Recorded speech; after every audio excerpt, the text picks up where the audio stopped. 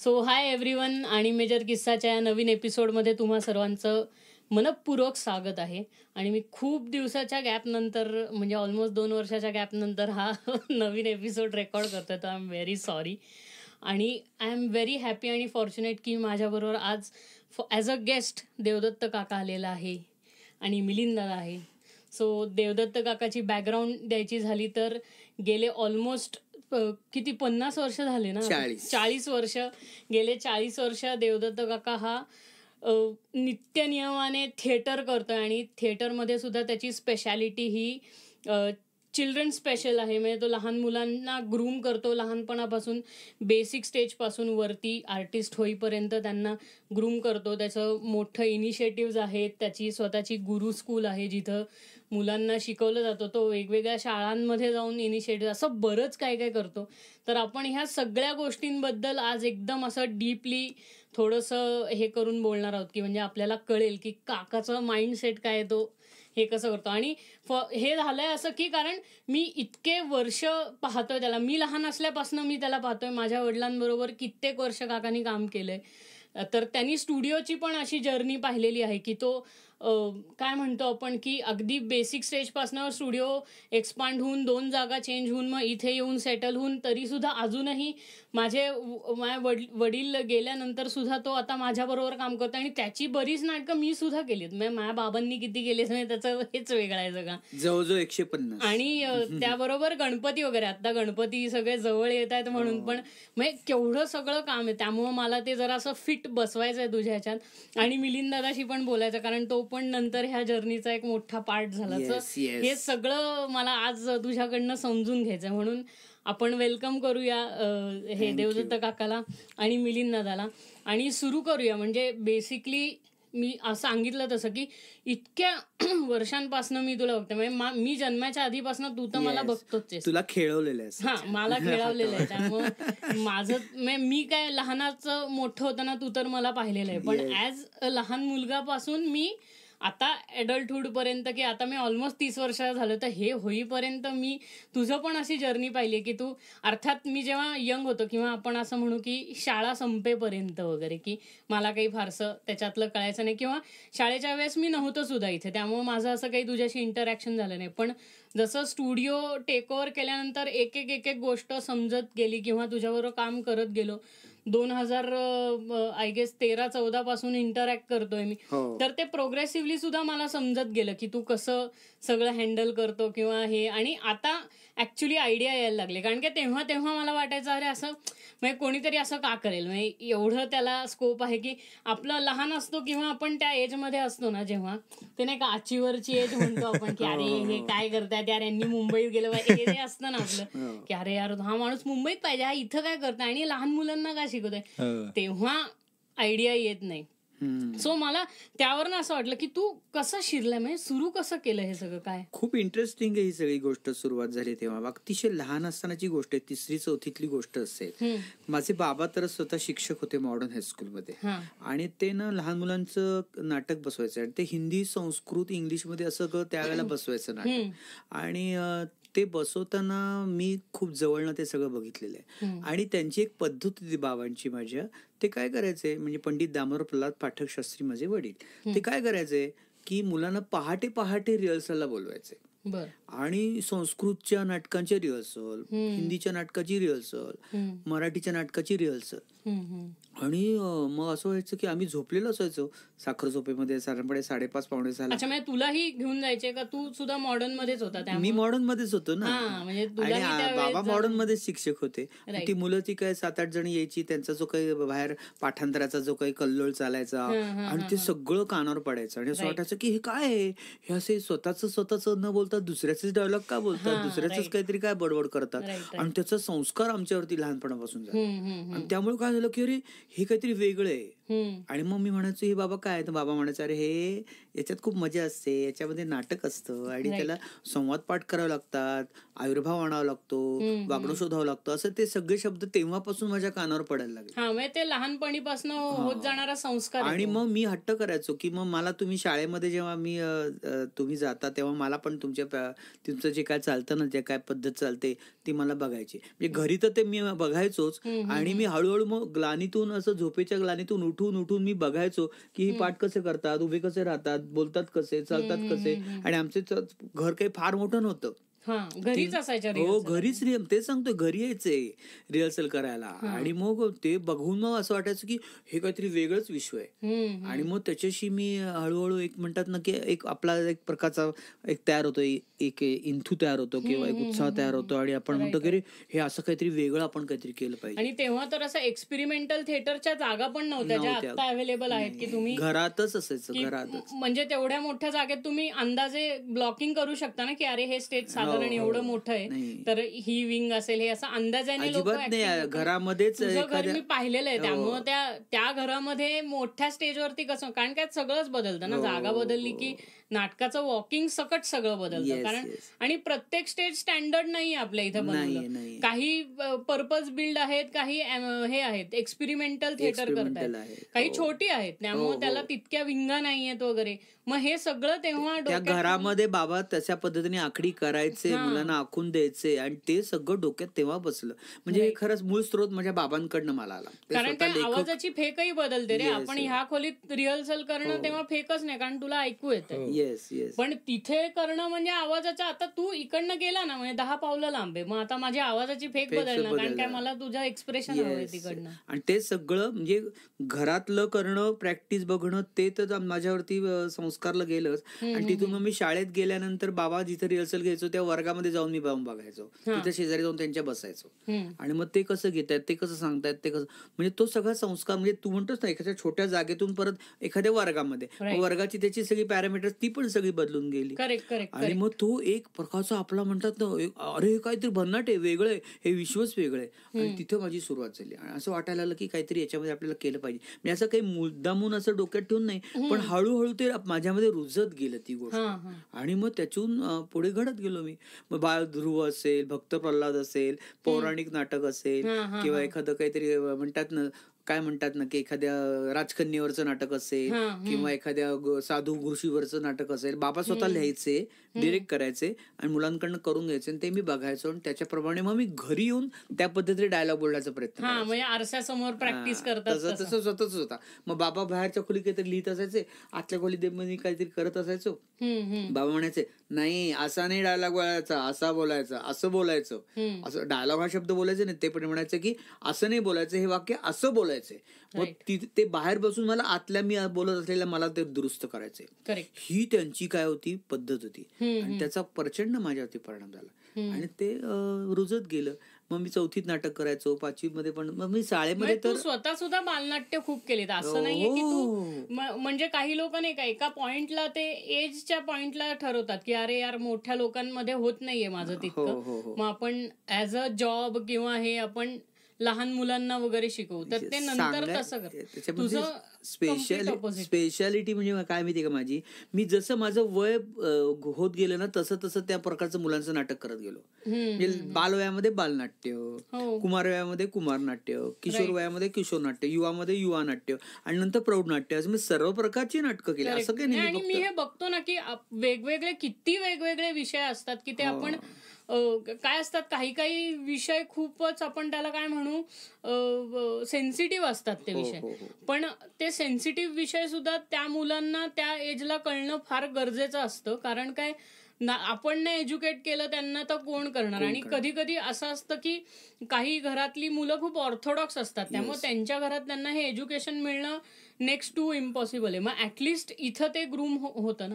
मग तुझं पण तसंच झालंय की तू लहानपणापासून ते बघत आलाय, मी स्वतःच ग्रूम होत गेलो. त्यामुळे मुलांना ग्रूम कसं करायचं हेही मला लक्षात आलं. आणि त्याला अतिशय माझा पाठीचा कणा म्हणतात ना, सपोर्ट सिस्टीम म्हणजे माझे वडील, त्यांनी मला हे सगळं या पद्धतीने. आणि ते म्हणले तुझ्यामध्ये ते आहे इन्स्टिंक्ट, तू काहीतरी हे करू शकतोस बाळा आणि बघ तुला म्हणजे पुढे याचा तेवढं पॅशन असणं गरजेचं आहे. कारण स्वतः ते उत्तम कलाकार, गायक, तबला उत्तम वाजवायचे, हार्मोनियम उत्तम वाजवायचे, चित्रकला उत्तम, उत्तम ज्योतिषी, उत्तम शिक्षक, म्हणजे त्यांना काय नव्हतं त्यांच्यामध्ये, कुस्ती खेळायचे, ते सगळंच त्यांच्यामध्ये होतं. ते सगळ्याच कला माझ्यामध्ये ते आणण्याचा प्रयत्न करायचे, पण ते असं मुद्दामून नाही, असं अजाणतेपणे तुझ्यावरती जसं घडेल तसं घडेल, त्याच्यातलं तू जे काही घेशील ते घेशील आणि त्याच्यातून तुला काय स्वतःला डेव्हलप होता येईल ते करायचं. त्या पद्धतीने मग तो संस्कार माझ्यावरती झाला आणि मग त्यातला इंटरेस्ट माझा तयार झाला. राईट. आणि मग मध्ये म्हणजे हे तर तुझ्या लहानपणाचं तुझं हे झालं, पण जेव्हा तू कारण काय तू प्रॉपर नाटक सुद्धा केलं, म्हणजे असं नाही की लहान मुलांचीच नाटक, तू स्वतः नाटकांमध्ये तुझ्या यंग एज मध्ये सुद्धा काम केलं, म्हणजे ऍडल्ट एज मध्ये आपण असं म्हणू की 20-30 मध्ये. तर त्याचा एक असं काही अनुभव की तिकडं काय असं घडत गेलं की मग तुझा कल पूर्णपणे लहान मुलांच्याच नाटकापर्यंत. मला म्हणजे असं तुझ्याकडनं हे काढून घ्यायचं की तू मग मुलांकडे आला कसा, की मला बाबा हे मुलांच्या ह्याच्यात करायला, छोट्या मुलांच्या मुलांकडे आलं. त्याच्या मागचं डिरेक्शन छोट्या माझ्याकडे दत्ता पुराणिक नावाचे आमच्या गल्लीमध्येच एक छान लहान मुलांचं नाटक करणारे लेखक दिग्दर्शक राहायचे. तर ते माझे बाबा त्यांचे ते दोघ जण मित्र, ते त्यांच्या एकमेकांकडे यायचे. ते म्हणाले तुमच्या मुलाला पण पाठवा माझ्याकडे, आमच्याकडे आम्ही बालनाट्य बसवतो, तर तुम्ही त्याला हे करा. तर मग मी जायचो तिथे, पण त्यांच्याकडे पण काम करायचं. अक्रमपूरचा चक्रम सेन वगैरे नाटक, राजकन्या नेत्रादेवी किंवा इंबुक राक्षस, राजकन्या नेत्रादेवी, अशा प्रकारचे त्यांचे प्रयोग असायचे. संत ज्ञानेश्वर सारखं त्यांचं बालनाट्य असायचं. तर ते काय म्हणायचे की तू काय कर देवा म्हणे, मला देवा म्हणायचं की देवा तू काय कर की मी ही मुलं जी काही करतायत ना ते करतायत की नाही बरोबर हे तू म्हणे दुरुस्त कर, असं मला सांगायचं. अच्छा. दत्ता पुराणे ऍज अन असिस्टंट डिरेक्टर. म्हणजे तेव्हा असं काही डोक्यात नव्हतं, कारण ते त्यांना काय वाटायचं की मला ह्या गोष्टी सगळ्या जमतात कारण माझ्या बाबांच्या. एक्झॅक्टली. त्यामुळे ते मला म्हणायचं की तू पण ह्याच्यामध्ये थोडंसं करण्याचा प्रयत्न कर. आणि मग मी ते सीन छोटे छोटे काय असेल ते माझ्या पद्धतीने मी बसवायचो. हा तर झालाच मुद्दा. मग त्यांच्याकडे मी 4-5 नाटक केले. आणि दुसरं असं की माझे गुरु वासुदेव पाळंदे, ते पण मला या संदर्भामध्ये त्यांनी पण फार मोठं मला घडवलं, छान घडवलं.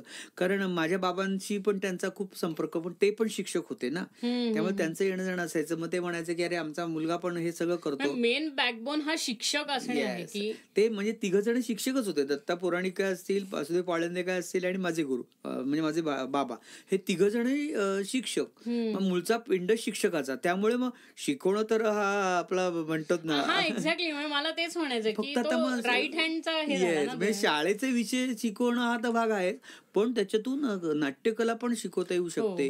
ती आमच्या बाबांच्या करून घेण्यातून मला लक्षात आलं. कारण काय ती अवघड गोष्ट आहे. कारण तुम्ही बीएड डीएड झालेले शिक्षक जे आहेत, जे इतिहास, जॉग्राफी किंवा तत्सम भाषा शिकवणारे शिक्षक, त्यांचा मुलांना ग्रूम करायचा म्हणजे काय हे नाही, अप्रोच वेगळा असतो. आणि आपण थिएटरमध्ये त्यांना ग्रूम करतोय. जरी आपल्या टेक्स्टबुकमध्ये आपल्याला सगळे संवाद वगैरे जरी असतात नाटकातले पाठांतर करता वगैरे, पण ते त्याचं एनॅक्शन करणे, स्टेजवरती आणणे, ते मांडणे किंवा तो पेशन्स ठेवणे की अरे लहान मुलं कधी कधी आता माझ्या एजच्या ह्याला होतं की अरे हा बेअक्कल आहे, असं होतं ना आपल्याला की आपल्याला मोठं असं नाही की त्याला माहितीये, पण ती लहान मुलं असतात ना, ती चंचल असतात. तर त्यांचा मूड नसेल तर ते काही करणार नाही. पण कधी कधी असं असतं की माझ्या एजची लोक इम्पेशंट असतात त्या बाबतीत. कारण काय ते फास्ट ह्याची सवय लागलेली असते. मी माझा धीर कधीच सुटला नाही, कारण माझ्यासमोर माझे वडील होते काय. एक्झॅक्ट. पण तेच किती महत्वाचं आहे ना की करून घेताना करून घेणं, पेशन्स ठेवणं. कधीच नाही त्यांनी माझा धीर सुटू दिला.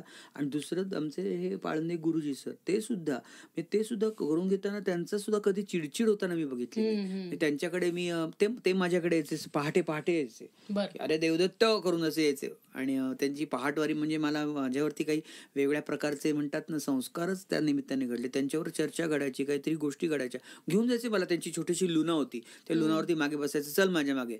आणि मला फेरफटका घेऊन कुठं घेऊन जायचे.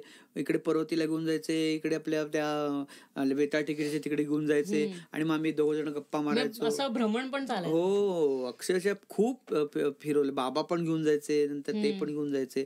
तर सांगण्याचं कारण काय की ही सगळी सगळी मातब्बर मंडळी एका अर्थाने शिक्षक मंडळीच माझ्या अवतीभोवती असल्यामुळे आणि त्यांचा शिकवण्याचा बाणा, त्यांचे विषय काय असतील ते हिंदी, संस्कृत, मराठी, जिओग्राफी, सायन्स वगैरे काहीतरी शिकवत असतील, पण त्यांचं नाटक करून घेण्याची कला त्यांच्यामध्ये जी होती ना, एक एक पैलू आपण त्यांच्यातनं घेतो आणि मग ते आपल्या प्रोसेसमध्ये ऍड करत जातो ना करताना. तेच माझ्या बाबतीत घडलं. ते मी माझ्यामध्ये एका अर्थाने नकळतपणे ऍड होत गेलं आणि माझ्यातला मी नुसता शिक्षक हा माझा इतर विषय शिकवणारा शिक्षक नाही तर कला विषय शिकवणारा शिक्षक असा माझा पिंड त्या निमित्ताने घडत गेला. राईट. आणि म्हणून मी हे करू शकतोय असं म्हणायला हरकत नाही. म्हणजे पूर्वपीठिका माझी अशी आहे, माझी बॅकग्राऊंड अशी आहे की 3-3 शिक्षक मला त्यांनी या पद्धतीने काम करायला भाग पाडला असं नाही, पण माझा इंटरेस्ट त्यांनी जागृत केला.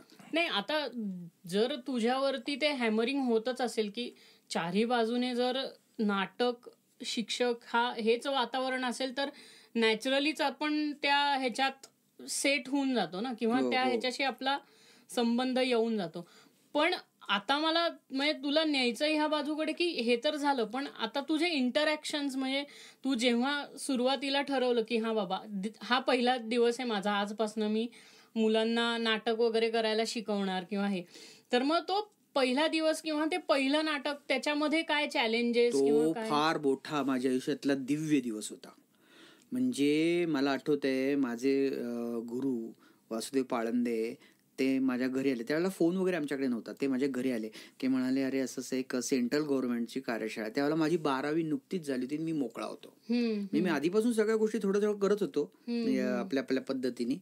आणि त्यावेळेला मी संस्था पण माझी काढली होती स्वतःची, आणि ती संस्था काढून मी त्याच्यामध्ये माझं मी काम पण सुरू केलं होतं. पण हे सगळं त्यांना माहिती असल्यामुळे आणि बाबांच्यामुळे जास्ती माहिती असल्यामुळे ते माझ्याकडे आले, म्हणाले की अरे की तुला एक बाल गुन्हेगारांची कार्यशाळा घ्यायची, जी मुलं जुव्हेनाईल, हो अशा मुलांची कार्यशाळा घ्यायची. बाल गुन्हेगार म्हणजे जुव्हेनाईल हे आता सांगायला लागलं, पण त्यावेळेला असा शब्दप्रयोग त्यांनी केला होता की म्हणलं म्हणजे काही नाही, एकाने मुलांनी काय केलं, छोट्या भावाचा हातच तोडलाय किंवा आईच्या डोक्यात दगड घातलाय किंवा काय अशा प्रकारचे काहीतरी गुन्हे केलेत त्यांनी.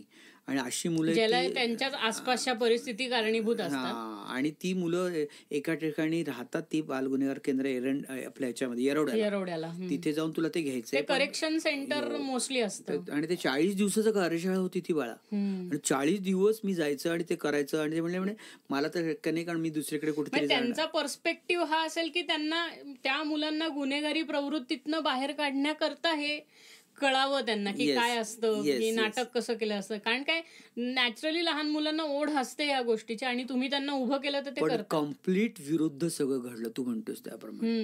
मी गेलो तर तिथल्या अधीक्षकांनी माझ्याकडे पहिल्यांदा म्हणलं मी असं कार्यशाळा घ्यायला आलोय, आपल्या 4 दिवसाची आहे. हो ते तिकडे डॉर्मेटरी मध्ये मुलं आहेत, तुम्ही तिकडे जा, तुम्ही बघा म्हणे तिकडे. बेसिक पासूनच तुला करायचं, म्हणजे त्यांना बोलवण्यापासून तुझं हे. मी गेलो तर डॉर्मेटरी मध्ये कोणीच मुलं नव्हती अजिबात. बर. आणि मी म्हणलं ती मुलं कुठे आहेत? हा येतील ती, तुम्ही बसा जरा तिथे. म्हणलं ठीक आहे. मी 5 मिनिटं थांबलो, 10 मिनिटं थांबलो, 15 मिनिटं थांबलो, कोणीच आलं नाही. म्हणलं आता काय करायचं? म्हणलं हो. परत मी जाऊन त्यांच्याकडे जाऊन बोललो, म्हणलं हो ती आलीच नाहीत मुलं अजून. ते म्हणलं हो का, मग बघा इकडे तिकडे कुठे दिसत आहेत का तुम्हाला, खेळत असतील इकडे तिकडे गेले. म्हणजे माझी सुरुवातच इतकं मला लेसनच असा बडा मिळाला तुला सांगतो मी. हो इतका. आणि मग मी गेलो तर एक जण कुठेतरी त्या टाकीवर चढून हॅ काहीतरी चाललेलो होतो, कोणीतरी गोट्याच खेळत होतो, कोणी काहीतरी कपडेच धुत होतो, कोणीतरी भांडीच घासत होतो, कोण काहीतरी कोपऱ्यात बसून वाचा काहीतरी खात होतं. त्यांची स्टाईलच सगळी इतकी झिरो इंटरेस्ट. म्हणलं तर काय करायचं? तर रे तुम्हाला गंमत आहे, चला सगळ्यांनी येता का? ते नुसत्याचे बायाकडे असायचं शंकित नजरेने, कोण आहे हा, काय माणूस, कसा काय आला, कशाला आला वगैरे अशा पद्धतीने माझ्याशी त्यांनी सगळ्यांनी इंटरॅक्शन केलं. मग आता म्हणलं ही येणार नाहीत, आता काय करायचं? सुरुवातच माझी अशी झाली की मी स्वतःला कसं प्रेझेंट करावं याचा विचार मला कंपल्सरी करावाच लागला 12वी मध्ये. बरोबर आहे. मुलांसमोर तुझे म्हणलास ना की इंटरॅक्शन किंवा कशा पद्धतीने इंटरॅक्टिव्ह असावं मुलांबरोबर, तिथे मला बुद्धी लढवावी. वय जसं चेंज होतं तसं आपल्याला आपलं बिहेवियर पण बदलावं लागतं. आणि मग ते मी बदललं. काय टीनेज मध्ये मुलांचं जरासा तो एक हे असतो की अरे मी भारी, तू कोण वगैरे. आणि ती साधारण 5वी ते 10वीतली मुलं होती म्हणतो ना आपण. आणि मी काय केलं असेल की त्या डॉर्मेटरी मध्ये रिकामी डॉर्मेटरी होती, अशी लांबच्या लांब अशी, जिथे मुलं ती काय. बरं, तू जिथं गेलाय तिथं एज ग्रुप हा व्हॅरिड आहे, असं नाही की फक्त 16 वर्षाचीच मुलं, असं नाही. 5वी ते 10वी. मी काय केलं असेल, मी मोठ्यांदी करून ओरडलो. आणि असा इतका ओरडलो, जवळजवळ मी अर्धा मिनिट ओरडलो. ओरडून मी माझं स्वतःचं अस्तित्व निर्माण केलं तिथे. आणि माझं इतकं विचित्र ओरडणं ऐकून पटापटा पटापटा पटा सगळी ती मुलं येऊन डॉर्मेटरीमध्ये काजल काजल काजल म्हणून सगळीजणी उभी राहिली. मी त्याला सगळ्यांना काय केलं, बरोबर कॅप्चर केलं. आणि म्हणलं, ते सगळे म्हणले तुम्ही काय करताय, म्हणलं तुम्हाला येतं का असं ओरडता. मग म्हणे आम्ही तर नेहमीच ओरडतो.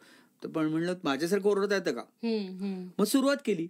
म्हणलं मी इतक्या वेगळ्या पद्धतीने ओरडून दाखवलं की ते त्यांना चॅलेंज वाटलं आणि त्याच्यातून त्यांनी ते करण्याचा प्रयत्न केला. आणि पूर्णपणे त्या दिवसापासून मी मुलांना त्यांना ग्रॅब केलं, कॅप्चर केलं, हँडल केलं. आणि 40 दिवसामध्ये त्यांच्याशी वेगवेगळ्या रंगमंच खेळातून मला असं वाटलं की रंगमंच खेळ ही एक अद्भुत अशी एक कला आहे, कौशल्य, म्हणजे जसं स्पोर्ट्स आपण घेतो तसे ते तुम्हाला थिएटर आर्ट्स मध्ये मुलांकडनं काढून घेताना, शिकवताना आणि शिकताना तुम्हाला ते उपयोगी पडतं. कारण की शेवटी थिएटर म्हटलं की तुमची पर्सनॅलिटी डेव्हलप होतेच, तुम्ही कितीही. आणि झाली ना 40 दिवसामध्ये जी मुलं माझ्याकडे यायला तयार नव्हती, पळून जात होती आणि बघायला तयार नव्हती, बोलायला तयार नव्हती, शेवटी त्यांचं शेवटच्या दिवशी 30 मिनिटाचं नाटक मी ससा आणि कासव नाटक बसवलं. कारण आणि ते सगळं त्यावेळच्या तिथल्या अधिकाऱ्यांनी बघितलं.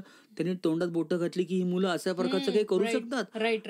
आणि तुला सांगतो, मी जेव्हा निघालो म्हणलं आता उद्यापासून मी येणार नाहीये, तुम्हाला सगळं करायचंय, तुम्ही कराल ना. तर ते इमोशनल झाले, सेन्सेस, त्यांना सवय लागली असेल. आणि आश्चर्य म्हणजे मला नंतर मी जवळजवळ 10 वर्ष त्यांच्या रॅपोमध्ये होतो. पण ती मुलं रोज काही ना काहीतरी थिएटर ऍक्टिव्हिटी करत होती. आणि त्याच्यातला एक मुलगा इतका छान सुधारला की तो तिथेच त्या येरोड्याच्या ऑफिसमध्ये कामाला लागला. हा प्रवास आहे त्याच्या डेव्हलपमेंटचा. थिएटर एज्युकेशन किंवा एज्युकेशनल थिएटर असं म्हणूया आपण. कारण काय करू शकतो, मारून बिरून तुम्ही सरळ करू शकत नाही, त्यांनी क्राईमच असा केलाय. येस, थिएटर गेम्स ही किमया करू शकतं. तुमच्यातला जो काही दोष आहे ना ते सुद्धा तू काय करू शकतो, घालू शकतो. आणखीन चिडला तर ते आणखीन चिडतात, ते म्हणजे त्याचा डबल चिडतात. अशा पद्धतीने 12वीतच माझी सुरुवात झाली. अरे मग 12वीत म्हणजे नंतर आता किती वर्ष झाली त्याला 12वीला. मी त्यावेळेला सारे हार्डली 17-18 वर्षाचं होतो. आणि हे सगळं तू तुझं शिक्षण कम्प्लीट करता करत होतो. म्हणजे जर्नलिझम, मी माझं B.Com झालं, नंतर माझं DMM झालं, जर्नलिझम झालं. मला हॉटेल मॅनेजमेंटसाठी सुद्धा माझं हे झाली होती, सिलेक्शन झालं होतं. पण त्याच वेळेला BA नाट्यशास्त्राच्या हे निघाल्या परीक्षेचा डिग्रीचं हे निघालं. तर त्यावेळेला मग तिकडे गेलो, मग तिकडे माझं सिलेक्शन झालं. तर मग बाबा म्हणाले तुला ते आवडतं ना, मग ते तू तेच कर, त्याच्यातच तुझं पुढे. पण त्याच्यातच मी पोस्ट ग्रॅज्युएशन केलं, तिथेच मी पुढे रिसर्च केलं आणि पुढच्या सगळ्या गोष्टी माझ्या तिथे. आणि मग ते जर्नी करत करत मग ती जर्नी आली गुरु स्कूल कडे. ते गुरु स्कूल ही खूप नंतरची बाब आहे. आधी मी खूप शिकत गेलो. आणि दुसरा मला एक फायदा असा झाला, मी मॉडर्न महाविद्यालय नाट्यशास्त्र प्रमाणपत्र अभ्यासक्रमाचा उपसंचालक होतो. विभा देशपांडे तिथे प्रमुख होते, समीक्षक विभा देशपांडे. आणि त्यांनी मला काय सांगितलं की मी तुझ्यावरती सोपवतो, तू हे सगळं कर, तुझ्या पद्धतीने त्याचा अभ्यासक्रम तू काय कर, तयार कर. आणि मी म्हणलं ठीक आहे, माझ्या पद्धतीने करतो. त्यांना करून दाखवलं. ते म्हणलं हे चांगलं आहे, बेसिक छानच आहे सगळं, तू कर. पण त्यांनी मला काय केलं की पहिल्यांदी मला म्हणाले की तुला 4 लोकांना जाऊन भेटावं लागेल, सांगावं लागेल की आमच्या इथं आहे हे आणि करावं लागेल. मग जाहिरात कर. मग जाहिरात केली मी. नंतर कुठल्या लोकांना बोलवायचं ते पण ते म्हणायचं की तू बाबा काय भक्ती बर्वेंना बोलवायचंय, स्मिता जोरकरांना बोलवायचंय, गिरीश ओक यांना बोलवायचंय, बाबा अजून काय बाबा लक्ष्मण देशपांडेंना बोलवायचंय, नाना पाटेकरांना बोलवायचंय. मग मी जाऊन भेटायचो आणि भेटल्यानंतर त्या लोकांना सांगायचो की तुम्ही आमच्या इथे मुलांशी आमच्या गप्पा मारायला मध्ये तो एक असा हे असतो, काय म्हणतो ना, ऑकवर्डनेस की अरे हे ह्या माणसाला मी कसं. त्या माणसांना मी बोलवायला जायचो, त्यांच्याशी भेटायचो. दिलीप प्रवळकर सुद्धा आमच्या इथे येऊन गेले, म्हणजे नाट्यशास्त्र प्रमाणपत्र. दामू केंकरी यायचे. ही सगळी माणसं मला जवळनं बघायला मिळाली आणि त्यांची लेक्चर्स मी 6-6 दिवस 3-3 दिवस मी स्वतः बघायचो, ऐकायचो. मुलं काय प्रकारचे प्रश्न विचारतात, त्यांच्याशी कशा पद्धतीने रिलेट होतात, ते मी पण त्या पद्धतीने स्टुडंटच्या भूमिकेतून त्यांच्याकडनं अनुभवून घेतला ना. आणि तो पण एक वेगळा एक पैलू माझ्या बाबतीत काय झाला, तयार झाला, रुजवला गेला. त्याचाही फायदा झाला. म्हणजे त्याची जो मी 14 वर्ष काम केलं मॉडर्न नाट्यशास्त्र अभ्यासक्रमाचं. आर्थिक काही फार त्याच्यामध्ये मला पाठबळ नव्हतं, पण हा अनुभवच मला खूप एनरिच केलं, त्यांनी श्रीमंत केलं. तोही एक भाग झाला. नंतर बाबांचा एक झाला आणि हे माझे बाकीचे दत्ता पुराणिक आणि ओके. तू जसं आता हे सगळं एक्सप्लेन केलंस की त्या अख्खा तुझा तो बॅकग्राऊंड आणि त्यातनं तू ते ग्रूम होत गेला आणि लेवल अप, म्हणजे तसं माझ्या भाषेत म्हणायचं झालं तर ते लेवल अप करत गेला. म्हणजे आपण एक पायरी चढत चढत चढत जातो. बऱ्याच जागेवर होतं असं की तिथे आपल्याला आर्थिक फायदा असा काही होत नाही, पण आपल्या ज्ञानात जी भर पडते ती ज्ञानात भर पडणं इतकं महत्वाचं असतं की उद्या आपण त्याचं काहीतरी करता येतं. कारण काय कधी कधी आपण एजच्या अशा पॉइंटला असतो, माझं एक्झाम्पल घेतलं तर किंवा 20ल्या मुलांचं एक्झाम्पल घेतलं तर, की ते अजूनही त्यांच्या आई वडिलांकडे राहत वगैरे असतात. त्यामुळे ऍज सच आर्थिक पाठबळ हे आई वडिलांकडनं मिळत असतं. त्यामुळे ती तिथं मुलं एक्सपेरिमेंट करू शकतात स्वतःला आणि एक्सपेरिमेंटल असतात. फक्त होतं असं की तेव्हाच्या मुलांकडे सोशल मीडिया नव्हता त्यांना इतकं इन्फ्लुएन्स करायला. आत्ताच्या मुलांकडे तो सोशल मीडिया आहे. सोशल मीडियाचा ऍक्सेस हातामध्ये असल्यामुळं आजकाल मुलं काय म्हणतात बॅड क्वालिटीच्या सुद्धा गोष्टी ऍब्सॉर्ब करतात आणि बॅड क्वालिटीचं एज्युकेशन पण ऍब्सॉर्ब करतात. का? कारण शाळेत बाईंना XYZ हे शिकवायचा कंटाळा आला किंवा त्या प्रोफेसर तुमच्या कॉलेजमधले म्हणतात की हे तुम्ही तुमचं सेल्फ स्टडी करून घ्या आणि स्किप करतात. कारण कॉलेजचं पण असं एका पॉइंटला आलेलं असतं की आता परीक्षा आल्यात आणि आम्हाला पोर्शन संपवायचा वगैरे, हे सगळे विषय त्याच्यात असतातच. कुठल्याही डिपार्टमेंटमध्ये असतं. इट्स नॉट जस्ट की सायन्समध्ये आहे, आर्ट्समध्ये वगैरे सुद्धा असतं की तुम्ही तुमचं करा. तर पण त्यामुळे होतं कसं, मुलं युट्यूबवर वगैरे जाऊन त्याचं एज्युकेशन घेतात आणि युट्यूबवरती कधी कधी तुम्हाला चांगलं मार्गदर्शन मिळेलच ह्याची शाश्वती नाही. म्हणजे तुम्हाला 1000 चॅनल बघायला लागतील आणि मग त्याच्यातनं एखादं कुठला तरी तुम्हाला निवडावं लागेल जे तुमच्या एजला सूट करेल. कारण काय, how to act in theatre वगैरे असं टाकून लोक बघतात. आता तो माणूस तुम्हाला शेक्सपिरियन थिएटर देत असेल आणि तुम्हाला शेक्सपिरियन थिएटरचा ओ का ठो कळत नसेल तर नुसतं फ्री आहे म्हणून कर आत्मसात, हे तर नाही चालणार ना. मग तू ती गुरु स्कूलची ही कॉन्सेप्ट कशी आली तुझ्या डोक्यात की बाबा आपण काय करू बेसिक पासून, म्हणजे लहानपणापासून ग्रूम करत जाऊ, ते जसजसे मोठे होतील त्यांच्या पर्सनॅलिटीमध्ये पण डेव्हलपमेंट होत जाईल किंवा उद्या ते मोठे ऍक्टर होतील, त्यांना मोठ्या फिल्म्स वगैरे करायला मिळतील किंवा ते टेक्निकली इक्विप्ड होतील किंवा स्किल वाईज ते इक्विप्ड होतील. कारण काय, थिएटर करणारा जो माणूस असतो इज व्हेरी कॉन्फिडंट. तो उद्या कुठल्याही ऑफिसमध्ये इंटरव्ह्यू जरी द्यायला गेला तरी सुद्धा तो कॉन्फिडंटली देऊ शकतो, कारण त्याला क्राऊड किंवा लोकांना फेस करतात. नस त्याला माहिती असते, ती नस माहिती असते. म्हणजे थिएटरचं मेनच हे आहे ना की अरे एवढे 1000 लोक तुमच्याकडे बघतायत तुम्ही स्टेजवर करताना, त्यांना एंटरटेन करायचं आणि तो थिएटरचा मूड तुम्हाला स्टेजवर कळतं. म्हणजे तुम्ही जेव्हा ऍक्टिंग करत असता तेव्हा ऑडियन्सचा मूड जाणवतो, तुम्हाला लगेच कळतं की अरे ऑडियन्स कंटाळते, काहीतरी रटाळ होते.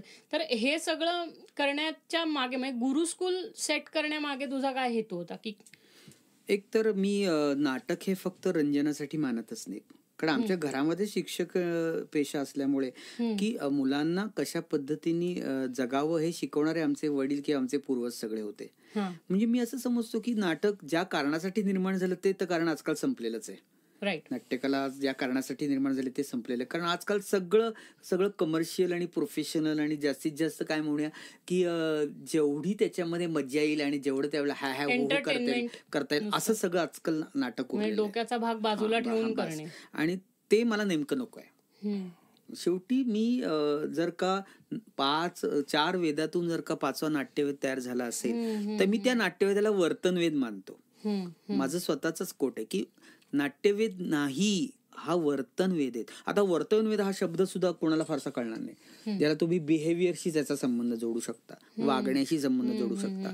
आणि त्याचं एक उत्तम उदाहरण म्हणजे जेव्हा आपण क्रिएटिव्हिटीमध्ये एकमेकांच्या समोर उभे राहतो, कॅरेक्टर म्हणून एखादं पात्र म्हणून जेव्हा उभं राहतो, त्यावेळेला एकमेकांचं वागणं जेवढं दुरुस्त तंदुरुस्त असेल तितका तो सीन रंगेल, क्रिएटिव्ह सीन कलरफुल होईल. जर का वागणं चुकलं तर तुमचा सीन काय होणार, तो डाऊन होणार.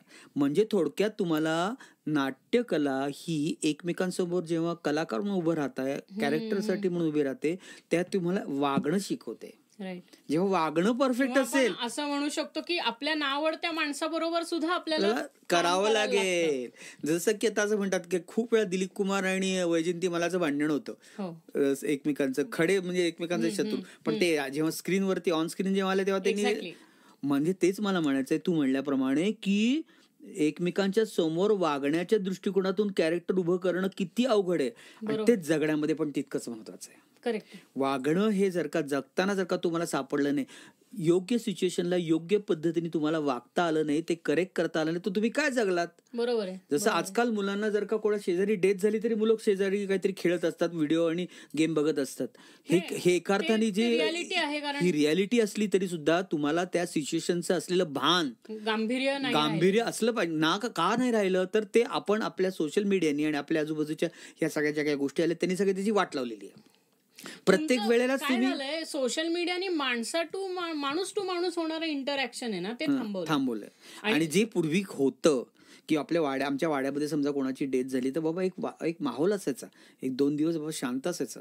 ते काहीच नाही, माणूस गेला तरी सुद्धा काय समोर जातोय तरी सुद्धा लोक वरनच काहीतरी करतात, बघतात, हु चाललंय. हे सगळं जे आहे जे महानिर्वाणमध्ये सतीश शाळेकरांनी जे मांडलं, एक्झॅक्टली करेक्ट. मला तो मुद्दा मांडायचा की त्यांनी वर्तनाशी संबंधितच गोष्ट मांडण्याचा प्रयत्न केलेला आहे ना. मग तेच मी म्हणतोय की तोच वर्तनाच्या संदर्भातला धागा पकडूनच आपण काम केलं पाहिजे आणि थिएटर आर्ट त्याला उपयोगी पडू शकतं. त्यांनी तर ते अशा काळात मांडलं जेव्हा सोशल मीडिया नव्हता तेव्हा, पण ते आजही म्हणजे आता त्याला 50 वर्ष होतील तेव्हा सुद्धा ते तितकंच रेलिव्हंट आहे. किंबहुना असं म्हणू शकतो की आता जास्ती रेलिव्हंट आहे तेव्हाच्या ह्याच्यापेक्षा. येस, म्हणून मी असं म्हणतो की इक्विपमेंट्स मिळतील, कौशल्याचे भरपूर टेक्निक्स तुम्हाला मिळतील, पण वागणं शिकवणारं टेक्निक कोण देणार तुम्हाला, तर ते नाटक देतं. ते सोप्या शब्दात सांगायचं झालं की माझ्या जनरेशनच्या लोकांना कळायला की आयफोन घेतला तरी तो आयफोन वापरायचा आहे कसं ते कळलं पाहिजे. नुसतं आयफोन घेऊन म्हणजे तुम्हाला शेवटी परिस्थितीजन्य वागणं ज्याला दुरुस्तपणे समोरासमोर करता येतं तो माणूस आयुष्यामध्ये चांगल्या पद्धतीने जगू शकतो. तर ते करण्यासाठी वर्तनाचा वेध. म्हणून मी असं माझा कोट आहे की मुलांना लहान वयातच नाट्य कलेच्या झाडाखालून एकदा बसून खेळून जाऊ द्या, असं माझं म्हणणं आहे. कारण तुम्हाला नाट्यकला वागणं खेळायला शिकवते. जसं आमचे तर ते शाळांच्या ह्याच्यापेक्षा सुद्धा नाटकामध्ये मुलं जास्ती रमून जातात. आणि मग आजकाल पॅरेंट्सला प्रॉब्लेम काय आहे की माझं मूल धड वागत नाही, ते हट्टच करतं, ते आरडाओरडाच करतं, ते कुठेही खेळतं, कुठेही बसतं, कसंही खातं, कसंही. म्हणजे तो संस्कार जर का उठण्या बसण्या चालण्याचा बोलण्याचा करण्याचा कृतीचा हालचालीचा चालण्याचा संस्कार जर का नाटक करत असेल मग तोच संस्कार आपण मुलांसाठी वापरू शकतो आणि नाट्यकलेच्या माध्यमातूनच वापरू शकतो. त्याला नाट्यकलेसाठी असले रंगमंच खेळ नावाचं एक छान आपल्याकडे टूल आहे ते आपण वापरू शकतो. म्हणून माझ्याकडे येणारे पालक म्हणतात की तुमच्याकडे मुलं आलं की आमचं एकदम शांत कसं काय बसतो, कारण आमच्याकडे रंगमंच खेळ आहे. आणि मग आणि तो इतका एक्झाइट होतो, घरी गेल्यानंतर कधी एकदा खातो आणि झोपतो. जे दिवसभर पालकांना जमत नाही ते रंगमंच खेळ खेळल्यानंतर सर्वांगीण विकासाचा भाग आहे ना, ते ज्या वयात व्हायला पाहिजे त्या वयात होतं. कारण तुम्हाला नाट्यकला मन वापरायला शिकवते, बुद्धी वापरायला शिकवते, शरीर वापरायला शिकवते, एकूणच नातं कसं निर्माण कसं करावं हे शिकवते, बोलायला शिकवते, इंटरॅक्शन करायला शिकवते. ही गोष्ट जर का घडली तर मला असं म्हणायचं की एकूणच संपूर्ण जगामध्येच वर्तनाच्या वेदाच्या कार्यशाळा घडल्या पाहिजेत. इमोशन शिकवते मेनली. कारण कधी कधी होतं कसं की लोकांचं असं होतं की कोणीतरी गेलं असेल घरामध्ये तरी त्यांना रिॲक्ट कसं करावं कळत नाही त्या गोष्टीवर. किंवा कधी कधी लोक खूप अँग्री होतात, राग येतो त्यांना गेल्याचा, किंवा तर त्यांना व्यक्तच होता येत नाही कारण एक्सप्रेशनल व्हॅल्यूज तुमच्या आहेत त्या डेव्हलप होतात थिएटर आर्ट्स मध्ये. मग अशा वेळेला मग माझ्याकडे मग मी सुरुवात कधी केली, 25 वर्ष होऊन गेली गुरुस्कूल सुरू करून, की नाट्यकला शिकायला तर मुलं येतील माझ्याकडे, पण त्याच्या जोडीने मी या गोष्टी काय करतो त्याच्यामध्ये ऍड केल्यात माझ्या सिलेबसमध्ये, की वर्तन दुरुस्तीपेक्षा मी अजून एक चांगला शब्द वापरतो, वर्तन तंदुरुस्ती. वर्तन तंदुरुस्तीसाठी तुम्हाला गुरुस्कूल काय एकदम ओके. तुमचं मुलगा व्यवस्थित वेळेला खात नाही, अभ्यासाला बसत नाही, तो स्टेबल नाही, तो आता माझ्याकडे 2-3 मुलं अशी होती की एका मिनिटामध्ये जर का ते 15 वेळा हलत असतील तर त्याची स्थिरता नाही. कशामुळे? तर थिएटर गेम्स ते करतं, नाट्यकला ते करतं. म्हणजे तुला चालायचं बोलायचं बसायचं शिकवतं, मानसिक दृष्ट्या बौद्धिक दृष्ट्या स्टॅबिलिटी आणतं आणि करायला लावतं. घरी तुला आई म्हणते मुलाला काय, अरे हे कर ना कर की करत का नाही, असं जे होतं ते इथे मुलं स्वतःहून करायला लागतात. ही रंगमंच खेळांची जादू आहे, ही नाट्यकलेची जादू आहे. नाट्यकलेच्या असलेल्या एका या टूलची, आमच्याकडे असलेल्या या साधनाची काय आहे, ही एक जादू आहे रंगमंच. त्यामध्ये तू नाट्य खेळांमध्ये असे कुठले खेळ घेतो की जे त्यांना, किंवा कधी कधी तुला असं आयडेंटिफाय करायला सोपं होतं की अरे हा, या मुलाचा कदाचित असा काहीतरी प्रॉब्लेम असू शकतो? खूप असा एक माझा छान सुंदर खेळ आहे, तुला सांगतो रंगमंच खेळ, की जी मुलं बोलत नाहीत ना, ती मुलं सुद्धा पटापटा पटापटा अर्ध्या तासानंतर बोलायला लागतात. राईट. कसं तर आपण काय करतो, मुलांना ना आवडते कॅरेक्टर्स घ्यायला सांगतो. कोणाला डॉक्टर व्हायचं असतं, कोणाला पोलीस व्हायचं असतं, कोणाला काय बाबा अजून फोटोग्राफर व्हायचं असतं, शूटिंग वाला व्हायचं असतं. आता हे आम्ही कॅरेक्टरची एक लिस्ट तयार करतो. समजा काय 40 मुलं आहेत, 40 कॅरेक्टरची 40 नावं मुलांना द्यायची, आणि त्याप्रमाणे काय करायचं, त्याला डोळे बंद करून त्याच्याप्रमाणे आधी उभा राहा, त्याच्याप्रमाणे हालचाली कर, त्याच्याप्रमाणे कृती कर, आणि असं करून मग 10चं सर्कल आतमध्ये मुलांचं, 10चं सर्कल बाहेर मुलांचं, आणि एकमेकांचे काय पार्टनर व्हायचं. आणि एकमेकांशी तू पोलीस आहेस, तुला पोलीस आवडला, आणि मला काय बाबा काय व्हायला आवडलं डॉक्टर, तर मी डॉक्टर सारखं तुझ्याशी बोलणार, तू पोलिसासारखं माझ्याशी बोल. डॉक्टर पोलीस एकमेकांशी बोलणार, म्हणजे आमचा दर्शन बोलणार नाही, दर्शनचा पोलीस बोलणार, आणि देवदत्त सरांचा इन्स्पेक्टर दर्शन आणि डॉक्टर देवदत्त असं एकमेकांशी बोल. आणि हे सर्कल आम्ही आतून फिरवतो, म्हणजे एक मुलगा एकाच वेळेला 20 जणांशी बोलतो सर्कल पूर्ण करून, आणि 20व्या वेळेला तो इतका इंथू होतो, इतका उत्साह त्याचा वाढतो बाळा, की तो त्याचं बोलणंच थांबत नाही. आणि अशा ह्याच्यामध्ये न बोलणारी, अत्यंत शांत असणारी मुलं सुद्धा बोलती होतात. हा रंगमंच खेळांचा परिणाम. आणि हा माझा रंगमंच खेळ जो आहे, हा अनेक शाळांमध्ये इतका उपयुक्त होतो की काही न बोलणारी, न व्यक्त होणारी, एकदम शांत असणारी, नंतर ढ असणारी, मट्ट असणारी, अतिशहाणे असणारी, सर्व प्रकारच्या कॅटेगरीतली असलेली मुलं व्यवस्थित बॅलन्स होतात. फास्ट आणि खूप स्लो वाली मुलं सुद्धा बरोबर ते बॅलन्स मध्ये येतात आणि बोलतात. हे रंगमंच खेळांचं काय एका अर्थाने योगदान आहे. आणि तो म्हणजे पहिल्या 5 लोकांशी बोलल्यानंतर तो स्वतःच्या पद्धतीने विचार करतो, कल्पना करतो, दुसऱ्याचं काहीतरी अनुकरण करून बघतो आणि करण्याचा प्रयत्न करतो. कितीतरी गोष्टी आहेत त्याच्यामध्ये. कल्पना वापरतो, विचार वापरतो, स्मरण वापरतो, नंतर कृती करायला शिकतो, स्वतःचा उत्साह कशा पद्धतीने वापरायचा, तो उत्साह कसा वाढवायचा, ते इतक्या सगळ्या गोष्टी तो त्याच्यामध्ये करण्याचा प्रयत्न करतो. कोकोमेलनपेक्षा तर खूपच चांगलं. निश्चित. आणि हे लाईव्ह आहे. हो, लाईव्ह आहे, यांत्रिकी नाही. ती जी भीती असते ना, तो संकोच असतो ना, निघून जातो. किंवा लहान मुलं कोशात जातात आणि मग मोठे झाल्यावर ते मॅड होतात. आणि आता मी म्हणलं ना, आता तासभर झाला तुम्ही बोलताय, शांत बसा. नाही सर, अजून आम्हाला बोलायचंय. म्हणजे गुरु स्कूलमध्ये पण तीच पद्धत आहे. आणि मी जेव्हा शाळेच्या एनर्जी चॅनल होते ना कुठे, शाळेच्या वेळापत्रकात नाटकाचा तास माझं जे इनोव्हेशन आहे, जे मी ज्ञानप्रबोधिनीमध्ये सुरुवात केली, तेव्हा मला आठवतंय बाळंदे गुरुजींनी मला सांगितलं होतं की हे तू डेव्हलप कर, हे तू डेव्हलप कर, रंगमंच खेळ डेव्हलप कर. तुझ्यात ती ताकद आहे, तुझ्यामध्ये ती अद्भुत शक्ती, असं मला म्हणायचंय की तू हे करू शकतो. आणि जी मुलं होम स्कूल जरी होत असतील ना आपल्या इथे, ती मुलं सुद्धा तुझ्या गुरु स्कूलला वगैरे येऊन शिकायला, तर त्यांना पण ते मिळेल जे शाळेत मिळत नाही. म्हणजे शाळेत नुसता अभ्यास हेतू नसतो, त्याच्यासाठी फायदा होईलच त्याचा, ते तर आहे. पण क्रिएटिव्ह ॲबिलिटी तुमची जी आहे ती जर का टोकदार बनवायची असेल, आणि एखादं ना अशी कितीतरी मुलं त्याच्यातून पुढे गेली, सरकली, आर्टिस्ट झाली, ऍक्टर झाली, काय काय काय काय झाली, डॉक्टर झाली. आपल्या इकडं एकंदरीत तो जो ऍक्टिंग किंवा ह्या एक्स्ट्रा करिक्युलर ऍक्टिव्हिटीला दुय्यम दर्जा दिला जातो ना, तर ते मी पहिल्यांदा असं तुला अगदी स्पष्टपणे मुद्दाम सांगतो की माझ्याकडे तुम्ही अभ्यास महत्वाचा आहे, आणि हे जाता येता करण्याची गोष्ट असं असेल, असं पालक जर का घेऊन आले तर पालकांना म्हणतो तुम्ही तुमच्या मुला घेऊन जा. हो, बरोबर आहे. मी इक्वली त्याला काय देतो, प्रायोरिटी देतो.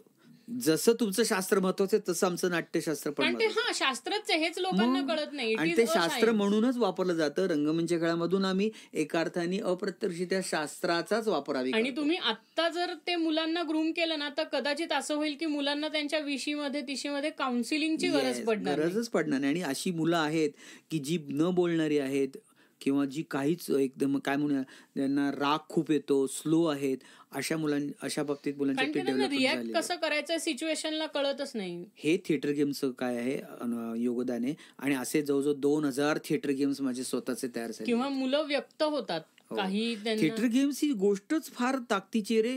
जे मला माझ्या वडिलांनी सांगितलं, गुरुंनी सांगितलं की तू याच्यावर लक्ष केंद्रित कर. आणि अजूनही या वयातही मला तुला सांगतो, अजूनही शाळेमध्ये गेल्यानंतर मला त्यावेळेला नवीन रंगमंच खेळ सुचतो. राईट. त्याच प्रकारची मुलांची मानसिकता बघून, एकूण मुलांची काय ढांचा काय आहे, एकूण मानसिकतेचा, बौद्धिकतेचा, हे डोक्यात ठेवून मी त्याप्रमाणे रंगमंच खेळ तयार करतो. मिलिंद त्याचा साक्षीदार आहे. खूप वेळेला मिलिंदला ह्याचा अनुभव आलाय. सर आज तुम्हाला ह्याचा नवीनच खेळ सुचला हो सर, म्हणजे कल्पनाशक्तीचाच खेळ असेल तो वेगळ्या पद्धतीने मला नवीन सुचतो. रंगमंच खेळांचा परिणाम काय होऊ शकतो त्याचं मूर्तिमंत उदाहरण म्हणजे नारायणगावची कार्यशाळा. ते तर खूप महत्वाचं होतं. म्हणजे झालं असं की जेव्हा ते सर आमच्याकडे आले नारायणगावचे आणि वर्कशॉप तारीख वगैरे ठरली, 2-3 दिवसाचं होतं ते वर्कशॉप. आणि सर म्हणले की एक जास्तीत जास्त 60 मुलं घ्या, त्याच्यापेक्षा जास्त घेऊ नका, कारण की मग आम्हाला ते करणं अवघड पडेल. हो म्हणले. गेले आणि गावाला तिथे गेले सगळं, त्यांनी ऍड वगैरे दिली आणि आम्ही गेलो आदल्या दिवशी. आणि येऊन संध्याकाळी सगळे आले, त्यांची ओळख वगैरे केली, सगळं झालं आणि निघाले. निघता म्हणजे सर फक्त एक विनंती होती. काय सर, थोडीशी मुलं वाढली आहेत. सर म्हणले किती वाढली आहेत? काही नाही, फक्त म्हणे आम्ही ऍडमिशन घेत गेलो तर म्हणे फक्त 175 पर्यंत आकडा गेलाय आणि आम्ही आता कॅन्सल करू शकत नाही. सर म्हटले काय? हो म्हणे 195 आता ते झालंय, सुरू करायचं आपलं. म्हटलं ठीक आहे. सर म्हटले ठीक आहे. आणि मग सकाळी ते आवरून वगैरे उठले, आम्ही सगळे आमचं आवरत होतो. कंट्रोल करणं गरजेचं आहे. त्याच्यासाठी कसं पद्धतीने रंगमंच खेळ उपयोगी पडू शकतो. डबलहून जास्त झालं आणि कंट्रोल, आम्ही सगळ्यांची चर्चा तीच चालली होती. अरे 175 कंट्रोल कसं करायचं, कंट्रोल कसं. आणि ह्यांनी एकदम इकडे या, काय मी सांगतो तेवढं फक्त करा. म्हटलं ठीक आहे. आणि मग आम्ही जाऊन बसलो तिथे आणि सरांची ओळख झाली. सगळं सरांना त्यांनी सुरू करायला सांगितलं की सर आता तुम्ही हातात घ्या म्हणून. आणि सरांनी सुरू केलं सगळं. पहिली सुरुवात केली आणि आम्हाला एक शब्द दिला होता की त्या शब्द आला की तुम्ही सुरू करायचं. आणि तो शब्द आल्यानंतर आम्ही काय केलं असेल, आम्ही 4-5 जण होतो. मी, राहुल होता, रवी होता, सोनू होता. आम्ही मागे भांडणं सुरू केली. म्हणजे शाब्दिक सुरू झालेली भांडणं नंतर हाणामारीवर आली. एकमेकांना अक्षर लाताबुक्क्यांनी आम्ही तुडवलं त्या दिवशी. ऍक्टिंग केली, तुडवलं, इतकं लाईव्ह झाला. सगळे लोक आम्हाला काय चाललंय म्हणे, पोरांचं म्हणे आपलं नारायणगावचं नाव खराब केलं, कुठल्या कॉलेजची मुलं आहेत, हे आमच्या कॉलेजची नाही, हे आमच्या कॉलेज कुठली मुलं आहेत. आणि सगळं आमची भांडणं सुरू झाली. सरांनी फक्त हात केला, आता बास, की आम्ही सगळे शांत होऊन सरांच्या मागे जाऊन उभे राहिलो. तिथून जे सगळ्यांना लक्षात आलं ऍक्टिंग करत होते आणि सगळ्यांनी इतकं जोरात त्याचं स्वागत केलं. इतक्या गोष्टी म्हणजे त्याच्या बाबतीत घडल्या. आणि 175 मुलं पिन ड्रॉप सायलेन्स होती, जे सांगेल तसंच सगळं करत होती. हे कशामुळे घडू शकतं तर थिएटर आर्ट्समुळे. आणि त्याच्यामध्ये असलेलं, आपल्याकडे असलेलं हातात असलेलं रंगमंच खेळाचं टूल. सांगण्याचा मुद्दा काय की हे कशामुळे घडू शकतं. राईट. तर म्हणून याचा उपयोग आपण वारंवार केला पाहिजे आणि त्याचा संबंध सगळ्या जगाला त्याचा उपयोग होऊ शकतो असं माझं ठाम मत. बरोबर आहे. वर्तन दुरुस्ती, मी तर म्हणतो ज्याला त्याला वर्तनच नीट करता आलं पाहिजे. आणि ते वर्तन शिकवतं ते कोण? नाट्यकला. म्हणजे थोडक्यात तुम्ही एकमेकांशी कशा पद्धतीने वागावं, वागणं खेळायला शिकवतं ते नाटक. सिव्हिलाइज वागणं जे म्हणतो आपण, की जे राहिलं नाहीये आजकाल, ते नाटक करतं. म्हणून नाटकवाली मंडळी जरा बरी आहेत, सगळी वागायला हवे असं म्हणायला हरकत नाही. हो की नाही? म्हणजे चित्रपटवाली सुद्धा मी म्हणत नाही, पण नाटकवाली जी नाटक करतात, जी थिएटर ग्रुप मधून पुढे येतात ना मुली, ती जरा वागायला जरा बरी असतात असं म्हणायला हरकत नाही. त्याच्या मागचं कारण कसं आहे की एकमेकांची बॉन्डिंग पण खूप चांगलं असतं, कमिटमेंट असते. कधी कधी काय होतं की काही मुलांना त्या आधाराची गरज असते ऍक्च्युली. आणि तुम्ही नाटकाच्या ग्रुपमध्ये म्हणजे पुरुषोत्तम म्हणा, फिरोदिया म्हणा, काही मुलांना त्यांच्यामध्ये तो टॅलेंट असतो, पण त्यांना तो टॅलेंटचा प्लॅटफॉर्म मिळत नाही. आणि कसा दाखवायचा, कुठल्या पद्धतीने दाखवायचा. आणि दुसरी गोष्ट संकोच ना, की अरे मला घेतील का. आपणच स्वतःला पहिले पाण्यात बघायचं की माझी स्किल चांगली नाहीच आहे. ते सगळं तोडून मोडून टाकतं, हे बाहेर पडतो. आणि आपण मुलांना हेल्प होते कारण इतर लोकांशी तुमचं इंटरॅक्शन होतं, 4 वेगळे तुम्हाला ओपिनियन मिळतात. किंवा आजकालची खूप महत्वाची गोष्ट म्हणजे क्रिटिसिझम झेलणे. म्हणजे आधीच्या लोक कसे म्हणायचे की हे असते तरी म्हणले की अरे तू हे बरोबर करत नाहीये आणि तुला हे बदल केले पाहिजे. मग ऐकणारा सुद्धा म्हणतो की अरे काहीतरी होत असेल म्हणून मला सांगतायत ना. इगो हर्ट करून घेत नाहीत. म्हणून आपण एक नवीन पद्धत त्याच्यामध्ये सुरू केली. जसं डान्स थेरपी, म्युझिक थेरपी, तसं ड्रामा थेरपी हा शब्दप्रयोग पहिल्यांदा मी आणला असं म्हणायला हरकत नाही. ड्रामा थेरपी, की जे मूल, ज्या मुलाबद्दल तक्रारी आहेत, शाळेमध्ये तक्रारी आहेत, घरी तक्रारी आहेत, सोसायटीमध्ये तक्रारी आहेत, वेगवेगळ्या एजच्या फेज मध्ये तक्रारी आहेत, अशा मुलाला स्टेबल करण्यासाठी म्हणून ड्रामा थेरपी आहे ती मी यूज करतो. माझ्याकडे असं स्पेशल काही केसेस आहेत की जी मुलं पूर्णपणे हाताबाहेर गेलेत, पालकांना ती अजिबात कंट्रोल म्हणतात ना करता येत नाहीत, अशा मुलांसाठी म्हणून वयवर्ष असं 5 नाही, वयवर्ष 30चा सुद्धा मुलगा आपण कंट्रोल करू शकतो ड्रामा थेरपीच्या माध्यमातून. आणि त्याच्यासाठी आपण साधन म्हणून वापरतो पण ही नक्कीच अँप्लिफाय होत जाते. जर लहानपणी तुम्ही या गोष्टीकडे दुर्लक्ष केलं तर मोठेपणी ही खूपच लाऊड होऊन जाते. त्यामुळे आता मुलांचं तू बघतो ना की कसं एकदम चिडून जातात, किंवा त्यांना कोणीतरी बोललं की एकदम इगो हर्ट झाल्यासारखेच वागतात ते, की लोक तुम्हाला क्रिटिसाइज करतात ते तुमच्या चांगल्या करता करतात हे त्यांची समजून घ्यायची कॅपॅसिटी नसते, किंवा लहान वयातच जर काही गोष्ट झाली तर ती नकार कारण हे करणे. आता जसं साधं एक्झाम्पल घ्यायचं झालं तर परीक्षांमध्ये तुम्ही, आता मी होतो तोपर्यंत मला शाळेत पेपर द्यायला लागायचे आणि नापास बिपास सगळं केलेलं आहे. आता ते नापास करायचं नाही वगैरे असं काही नाही, पण ते नापास केल्यामुळं तुम्हाला ते एक क्रिटिसिझमच आहे ना तुमचं, की तुमच्या मेंदूची ठराविक कुवत नाहीये, तर ती ग्रूम करण्याकरता तुम्ही काहीतरी करा, किंवा तुमच्या मुलाची काहीतरी स्पेशल नीड आहे हे समजून घ्या. की आपल्या इथं नाही का ऑटिझम असलेली वगैरे मुलं असतात. आमच्याकडे आमच्या शाळांमध्ये सुद्धा मला काही मुलं ऑटिझम असलेली मुलं असतात, नंतर अपंग मुलं तर असतातच, डेफेंडम असतात, मतिमंद असतात, अंध असतात, सर्व प्रकारच्या मुलांना आपण हे सगळं काम करायला देतो बरं का थिएटर गेम्सच्या माध्यमातून. प्रत्येक मुलाला तुम्ही तुझ्यावरती कोणीतरी करणी केली आणि तू भूत आहे, तुम्ही आयडेंटिफाय करून घ्या ना की त्या मुलाला ऑटिझम आहे. काय असतं आई वडिलांनाच माहिती नसतं त्याला काय, पण काही अर्थी टीचर्स असतात ना हे वेल इक्विप्ड असतात हे समजून घ्यायला. किस्सा सांगतो की आमच्याकडे 2 ऑटिझमची मुलं होती माझ्या विद्यावली शाळेमध्ये. तर ती त्यांच्या पॅरेंट्सचं म्हणणं काय की आमच्या त्या प्रिन्सिपलचं म्हणणं काय, सेनगुप्ता मॅडम, की तुम्ही नॉर्मल मुलांमध्येच त्यांना राहू द्या. बरोबर. म्हणलं ठीक आहे राहू दे, पण म्हणलं मला मी त्यांची सिम्पटम्स विचारली काय काय काय काय, तर ते एकदम एक्साइट होतात आणि एकदम हायपर होतात आणि रिॲक्ट होतात असं. तर मग सगळी मुलं तर म्हणली की ती मुलं कशाला सर आमच्या बरोबर कशाला, म्हणलं नाही राहू दे, कारण लहान मुलांना तर नाही कळत त्याला. थिएटर गेम सुरू झाल्यानंतर तो इतका मुलं ती एक्साइट झाली, इतकी शार्प इंटरॅक्ट व्हायला लागली. आणि माझं काही 4-5 वाक्य झाले की त्याच्यावरती सर मला सांगायचंय सर, राईट असो. आणि मग मी सगळी मुलं म्हणायची हा डिस्टर्ब करतात, म्हणलं नाही थांब जरा. मी पहिले मला आठवतंय 7-8 तास त्या मुलांना काय केलं, तुला वाटतं ना बोलायचं बोल. नंतर असं झालं की तो मुलगा हळूहळू नॉर्मल पद्धतीने रिॲक्ट व्हायला लागला, व्यक्त व्हायला लागला. हे नाट्यकलेचं काय इप्सित आहे, हे थिएटर गेम्सचं काय गमक आहे. राईट.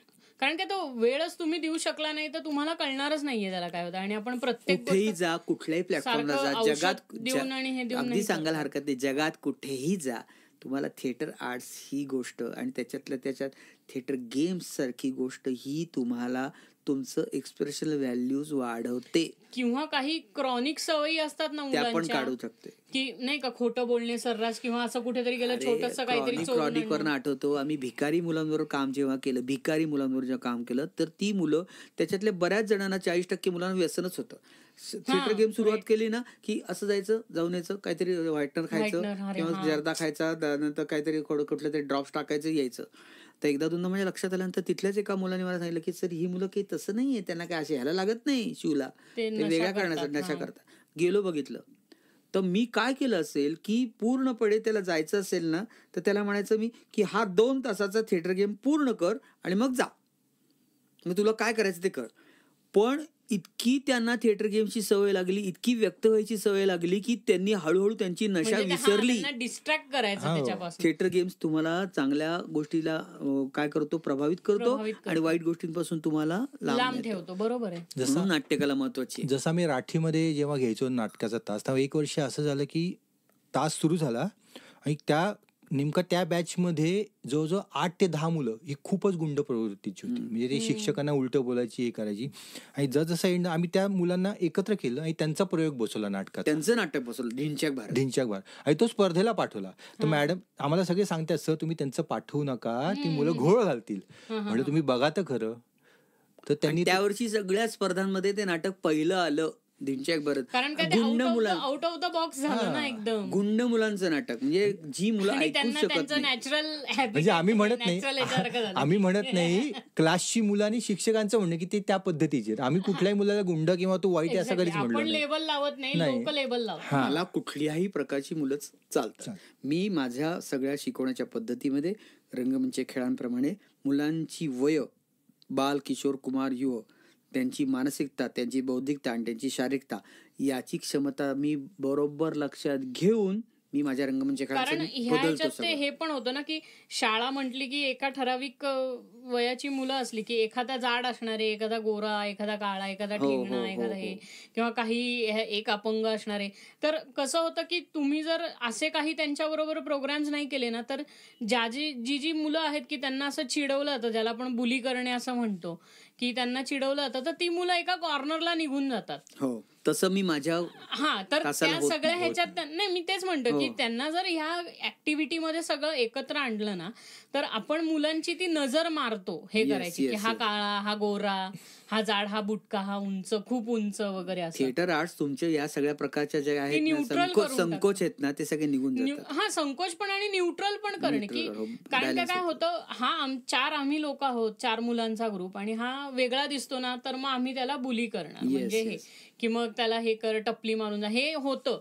आणि हे लहान वयातच मुलांच्या बाबतीमध्ये अशा प्रकारचं घडलं पाहिजे, जे थिएटर आर्ट्स आलं पाहिजे. म्हणून आम्ही राष्ट्रीय धोरण जे आहे आपलं त्याच्यामध्ये आम्ही आरडाओरडा करून सांगतोय कायम की तुम्ही कंपल्सरी ड्रामॅटिक्सचा तास करा, कंपल्सरी ड्रामॅटिक्सचा तास करा. तो फक्त विशिष्ट वयामध्ये आला पाहिजे असं नाही, पहिलीपासून तुम्हाला ड्रामॅटिक्स आलं पाहिजे. जसं की खाऊ पिऊची शाळा आहे, शिशूची शाळा, त्याच्यामध्ये चिमणाला भूर, कावळाला भूर, बगळाला भूर, गेंडाला भूर. आता ह्याच्यामध्ये पण एक्सप्रेशन आहे, ते एक्सप्रेशन सुद्धा लहानपणापासूनच मुलांमध्ये जेव्हा येतं, त्याच्यासाठी जर का ड्रॅमॅटिक जर का योग्य पद्धतीने वापरलं तर मला असं वाटतं की कुठल्याही प्रकारच्या मुलामध्ये न्यूनगंड राहणार नाही, संकोची अवस्था राहणार नाही, अवघडले पण राहणार नाही, त्याचं व्यक्त होणं अतिशय फेअर. कारण काय अशी मुलं जर शाळेच्या एज मध्ये बाजूला पडली ना तर ते पुढे जाऊन खूप वेगळ्या लेवलला जातात. प्रत्येक ठिकाणी जिथं जिथं शाळा आहेत, जिथं जिथं मुलं आहेत, तिथे तिथे थिएटर आर्ट्स किंवा नाटकाचा तास हा असलाच पाहिजे. अजून नाही, अजून नाही, म्हणजे कारण का त्याचा ना इम्पॅक्ट खूप वेगळा आहे. लोकांना माहिती नसतं किंवा आपल्याकडे इन जनरल अवेअरनेसच खूप कमी आहे ह्या गोष्टींचा.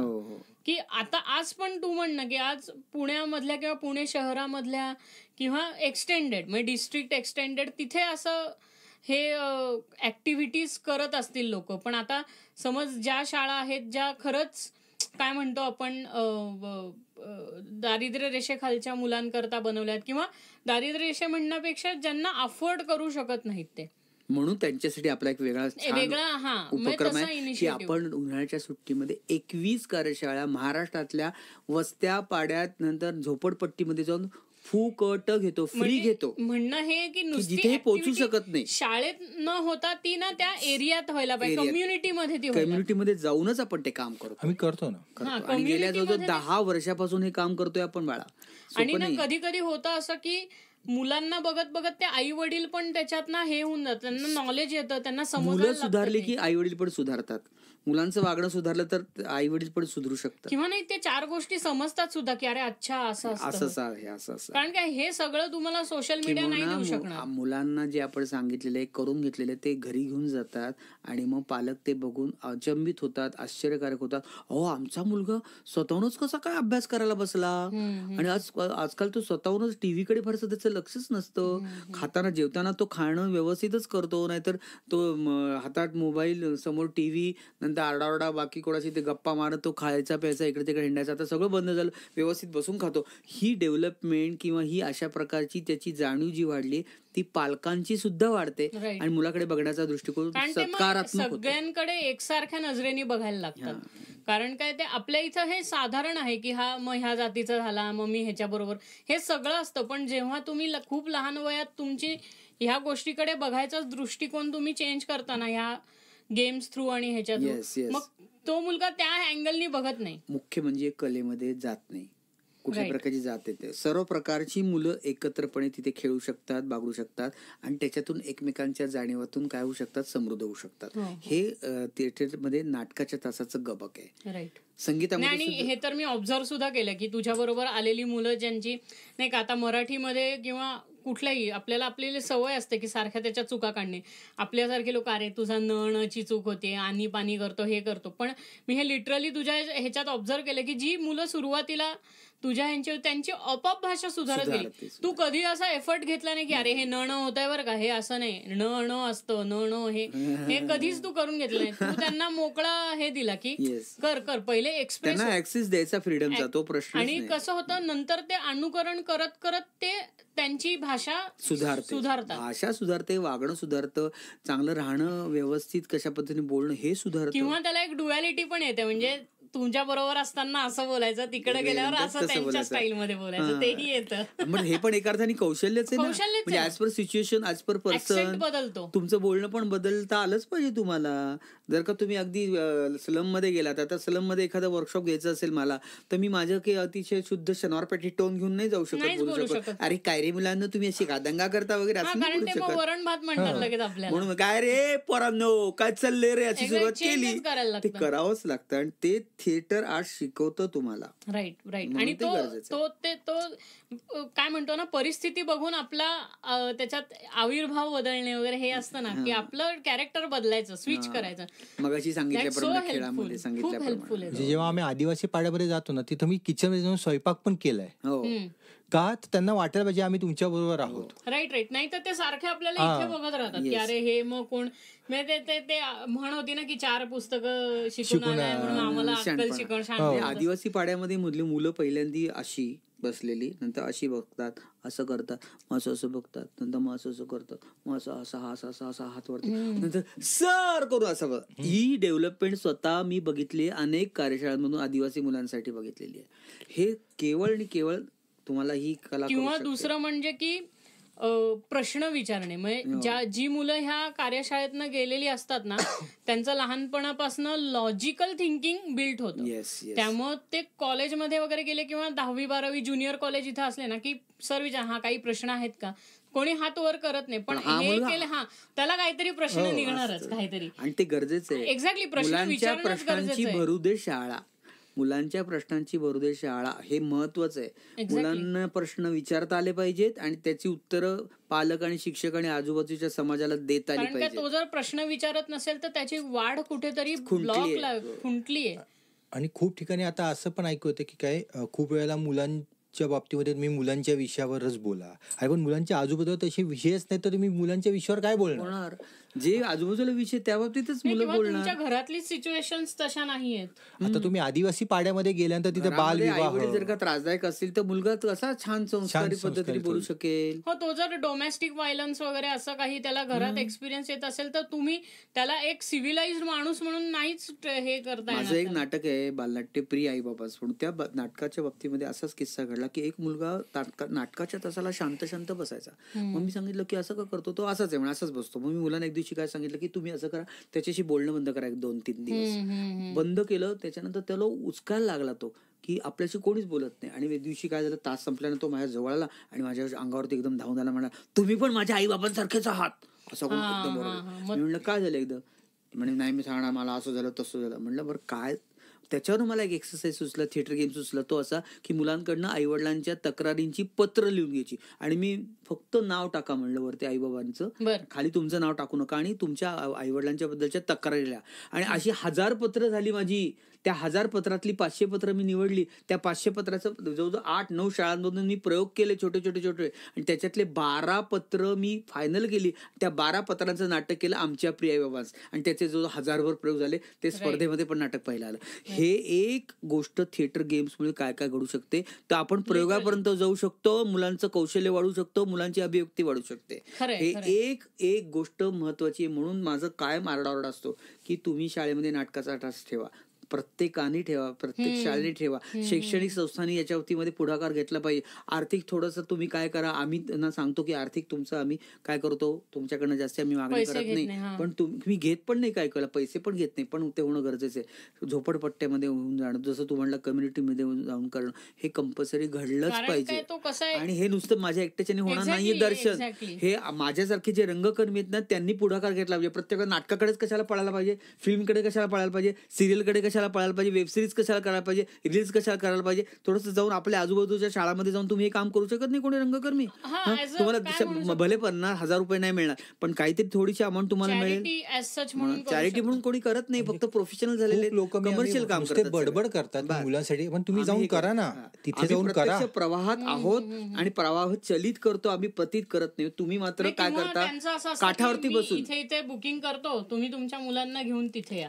तसंही नाही करत काही लोक. नाही, पण त्यांनी पण सेग्रिगेशन वाढतं ना रे. म्हणजे तू सांग, अंडर प्रिव्हिलेज एरियातली किती मुलं येणार आहेत? जर एखाद्या अशा ठिकाणी तू तुझं हे ठेवलंय, वर्कशॉपचं लोकेशन ठेवलंय की तिथं त्या लोकांना न्यूनगंड.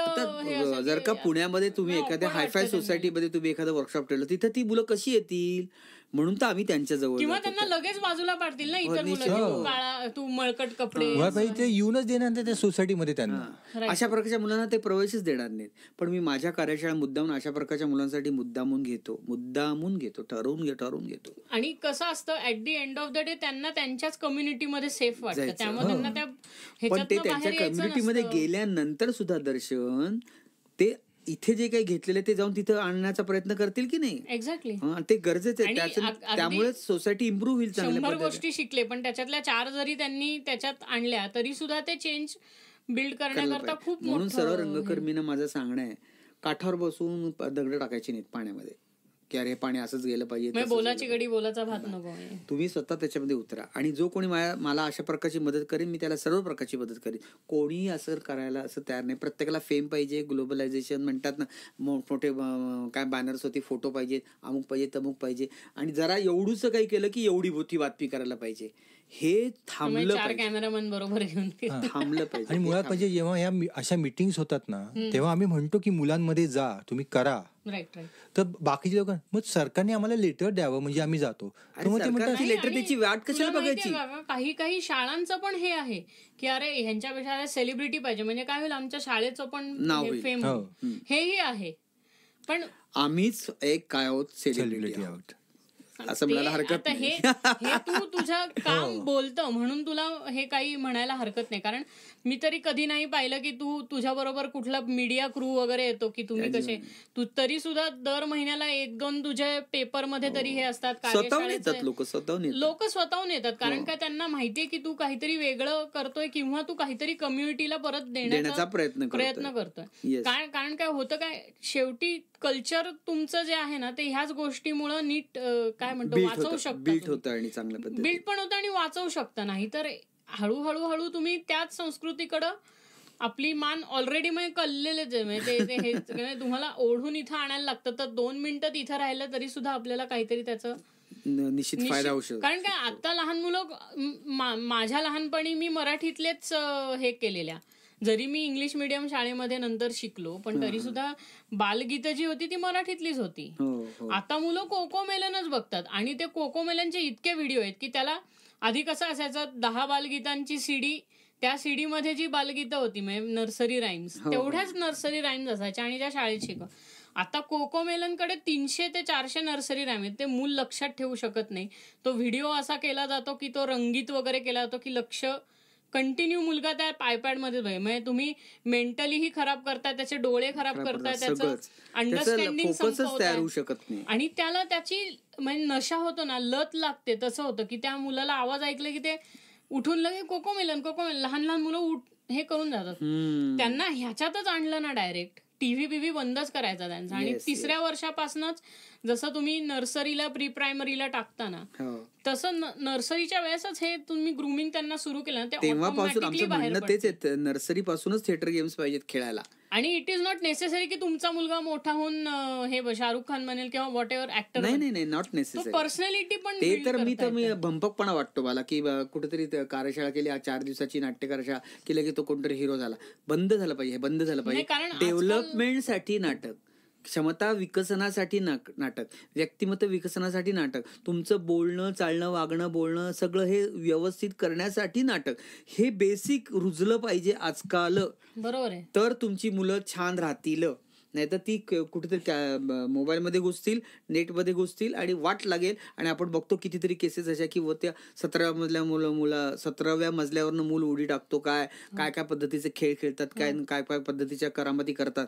हे बंद झालं पाहिजे, कारण हे जितकं आपल्याला रंजक आहे तितकंच ते घातक आहे. आणि जितकं ह्युमन टू ह्युमन इंटरॅक्शन असेल तितकं जास्ती चांगलं.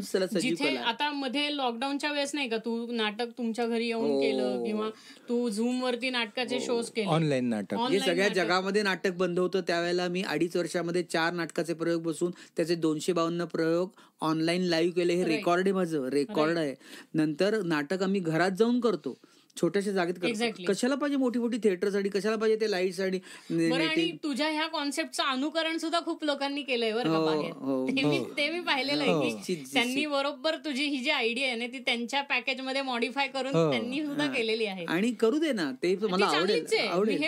मी हे नाटक बिन खर्चाचं झालं पाहिजे आणि त्यांनी संस्कार केलं पाहिजे, रंजन केलं पाहिजे. बेसिकली कसं आहे, जितकं ह्युमन इंटरॅक्शन तुम्ही कराल ना तितकं चांगलं आहे. आणि कधी कधी खूप लोकांशी ह्युमन इंटरॅक्शन करण्यापेक्षा एका ठराविक ग्रुपशी छोट्या ह्याच्यात इंटिमेट सेटिंग म्हणतो ना आपण की बाबा मैफिल, म्हणजे आपल्या इथं कसं इन शॉर्ट मैफिल की घरातली 10 लोक वगैरे ह्या टाईप मध्ये. तशाच जशी संगीताची मैफल 10 लोकांच्या बरोबर, तसं नाटकाची पण कन्सेप्ट ही करतोय. नाटक घरात चाललंय जोरात, ही कन्सेप्ट आपण रुजवली. तू हे करतोय, मी असं माझं म्हणणं असं आहे की हे सगळ्यांनी हे तुझं जे आहे पॅटर्न हा जो आहे हा कॉपी केला पाहिजे असं मी म्हणतो. आणि त्याच्यासाठी माझे पूर्णपणे सगळ्यांना काय सहकार्य.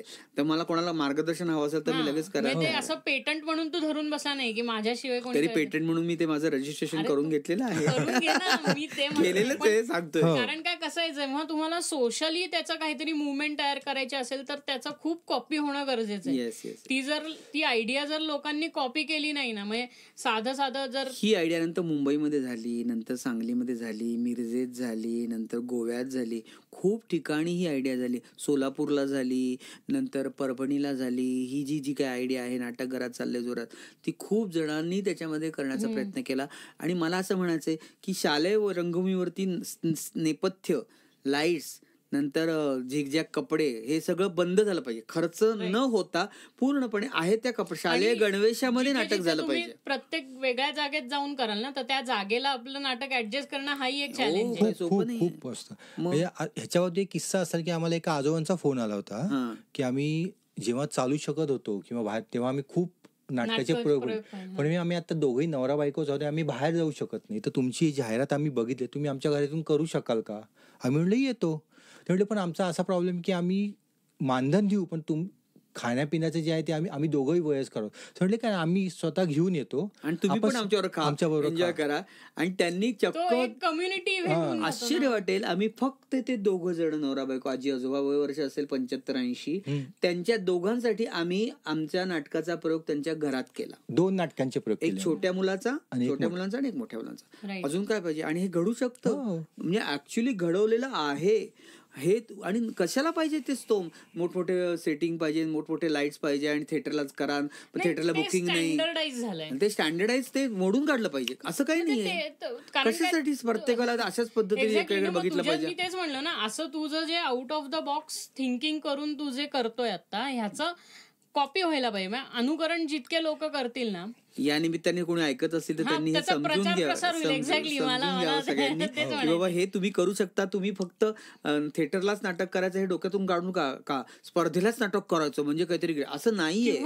असं पण असू शकतं की एखाद्याला तू जे थिएटर गेम्स घेतो ना, ह्यात त्याला करिअर करायचंय तुझ्यासारखं, की ट्रेन करायचंय मुलांना, हे करायचं, आणि शाळांमध्ये जाऊन तू जसे गेम्स घेतो तसे त्याला घ्यायचे. तर ह्याही लोकांना तू बरोबर घेऊ शकतो. म्हणजे घेतो नाही, घेतलंच आहे. आता माझे जो फेलो आहे त्याचे फेलोशिप आम्ही देतोय. आम्ही 3 मुलांना फेलोशिप दिली की ज्यांना थिएटर गेम्सच्या माध्यमातून काम करायचंय. असे 3 फेलो सध्या माझे आहेत आणि ते आता काम करतात, माझ्यावर शाळांमध्ये येतात, ते बघतात. आणि ते एक कुठला आहे तर एक आसामचा आहे, ओके, नंतर एक आहे गोव्याचा आणि एक आहे आपल्या महाराष्ट्रातल्या परभणीचा. म्हणजे ही माणसं अशा पद्धतीने काम करायला तयार आहेत. आपल्या इथे एक अशी वाईट गोष्ट झाली आहे की ते सर्टिफिकेट बघितल्याशिवाय लोकांना लिजिटिमसीच कळत नाही. तुमचा एक्सपिरियन्स लांब राहिला, तुमचं सर्टिफिकेट आहे का नाही, मग तुमचा एक्सपिरियन्सला काहीच अर्थ नाही. हे बदललं पाहिजे. नाही, आणि सर्टिफिकेट वगैरेची काही गरज नाही. ज्याला करायचे त्यांनी यावं, इच्छेने करावं, स्वतःहून शिकावं आणि स्वतःहून सुरू करावं. यासाठी कुठल्या प्रकारचं सरकारी चौकटी ते बसायचं काही कारण नाही. जो फेलो होऊन गेला असेल त्यांनी त्याला एक स्ट्रक्चर आणून दिलं की तो सर्टिफिकेट हे करू शकतो, तर मग त्याला आणखीन एक काय होतं, आपण मोठा इम्पॅक्ट क्रिएट करायचा प्रयत्न होईल त्यांनी. की असे टीचर्स सातारा म्हणा, सांगली म्हणा, पुण्यातल्या म्हणजे महाराष्ट्र काय भारतभर छोट्या छोट्या गावांमध्ये जाऊन मुलांना हे शिकवायला लागले, तर ह्यांनी खरंच पुढची पिढी ग्रूम होणार आहे. कारण आता जे झालंय ते झालंय, त्याला आपण काही नाही करू शकत. कारण काय सगळ्याच लोकांना तू शिकवू शकत नाही, सगळ्यांची तुझी कपॅसिटी. तिथं खंत आहे माझी की माझ्यासारखाच माणूस मला बनवायचा म्हणजे फार अवघड आहे. पण मिलिंद माझा जवळजवळ 25 वर्षापासूनचा माझा विद्यार्थी आहे, माझ्याकडे गुरुकुल पद्धतीने शिकला आणि आज माझ्यासारखाच तो काम करतो. ही साधी गोष्ट नाही. सो मला तुला हेच विचारायचं होतं की आता जसं टेक्नॉलॉजी ऍडव्हान्स होत चालली आहे, रादर टेक्नॉलॉजी खूप पुढे गेली आहे, मेथड म्हणजे आर्टिस्टिक मेथड ती तिथेच आहे अजूनही. तर आता तू जे फ्युचर ग्रूम करतोय किंवा आता हा मिलिंद दादा जसं बघतोय फ्युचर, की आता आपण हळूहळू मुलांना त्याच्यात पण आपण इन्व्हॉल्व्ह करायला लागलो, की नुसतं थिएट्रिकल आणि ह्याचं नॉलेजच्या बरोबर आता तुम्ही फिल्म मधलं पण नॉलेज मिळवा थोडंसं. कारण जसा तो एक रंगमंचाचा भाग आहे तसा हाही एक रंगमंचाचा भाग. व्यक्त होण्याच्या ज्या परिभाषा आहेत त्या आपण स्वीकारल्या पाहिजेतच, त्याच्याबद्दल काही प्रश्न नाही. म्हणूनच आपण आता गुरुस्कुल फाउंडेशन गुफांच्या वतीनं म्हणजे गुडी CM नावाची आपली प्रोडक्शन संस्था आहे, त्याच्या माध्यमातून आपण चित्रपट, नंतर मालिका, नंतर वेब सिरीज, शॉर्ट फिल्म्स आणि रील्स हे त्याचं सुद्धा आपण मुलांना ज्ञान देतोय. आणि गुरुस्कूलमध्ये जी मुलं शिकायला येतात त्यांना पण त्याच्यामध्ये आपण संधी देतोय. तुझ्याकडनं ग्रूम झालेले किती रील स्टार आहेत हेही सांगायची गरज नाही. चिकार आता किती काय, त्याला अथर्व आहे किंवा नेहा आहे किंवा आर्यक आहे, किती जण नावं सांगतायत, वैभव आहे. आता ही सगळी, आणि मी काय त्यांनी माझी नावं घ्यावेत अशातला काही मुद्दा नाही, पण मी ज्या वेळेला जे त्यांना द्यायला पाहिजे त्यांनी त्यांना त्यावेळेला दिलेलं आहे आणि त्याचं अनुकरण ते करतायत आणि आज ते एक वेगळ्या विशिष्ट लेवलवरती स्टँडर्डनी ते काम करतात. आणि ह्याचीच तू प्रसिद्धी केली असती तर आता तू कुठल्या पण मी कधी त्याचं काही मी तू ह्या हेतूने म्हणतो की मॉनिटाईज करणे, म्हणजे उद्या तू ह्या 2 लोकांना ग्रूम केलं आणि ते इतके मोठे रील स्टार झाले, तर उद्या तू तुझा कोर्स टाकून पैसे सुद्धा घेऊ शकतो लोकांकडून. पण आपण सगळीकडे तो हवऱ्यासारखा ऍटिट्यूड ठेवत नाही ना. ठेवलाच नाही, मॉनिटाईज आपण ते केलं नाही, ते इमेज आपण मॉनिटाईज केली नाही, त्यांचं नाव असेल ते आपण मॉनिटाईज केलं नाही. आणि मी काय फारसं कुठे बाहेर जाऊन कुठे सांगितलं पण नाही लोकांना की हे हा माझा आहे बरं का, हे क्रेडिट घेण्याचं पण काही तू केलं नाही. जाहिरातीत सुद्धा मी असं कधी काय करत नाही. तर लोक काय काय करतात, कोणाकोणाचे फोटो टाकतात, काय करतात, हा इथं शिकला, हा आमचा विद्यार्थी, आमचा. मी एका शब्दाने कधी लिहित नाही, सांगत नाही. आणि दुसरं असं मला एका निमित्ताने सांगावं असं वाटतं एक शेवटाला, असं की एकूणच प्रशिक्षण पद्धतीमध्येच प्रायोगिकता आली पाहिजे. बरोबर आहे, तुम्ही ती स्वीकारली पाहिजे. सारखं त्याच पद्धतीचा अभिनयाचे 4 प्रकार का, तसंच का वेगळ्या पद्धतीने तुम्ही सांगू शकत नाही? ती तुमच्यामध्ये कौशल्य असलं पाहिजे. शिक्षकामध्ये तर असलं पाहिजे. शिक्षकांनी वेगवेगळ्या पद्धती अवलंबल्या पाहिजे, त्याच्यामध्ये प्रायोगिकता निर्माण केली.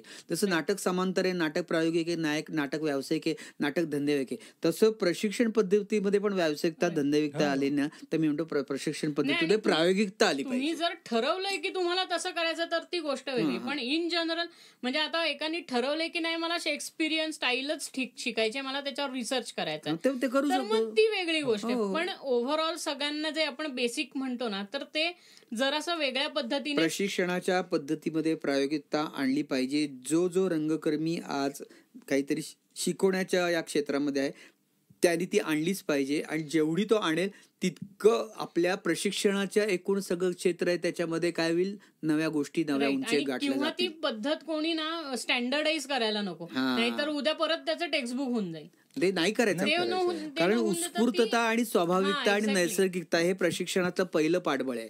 उत्स्फूर्तता, नैसर्गिकता आणि काय म्हणलं तिसरं म्हणलं मी,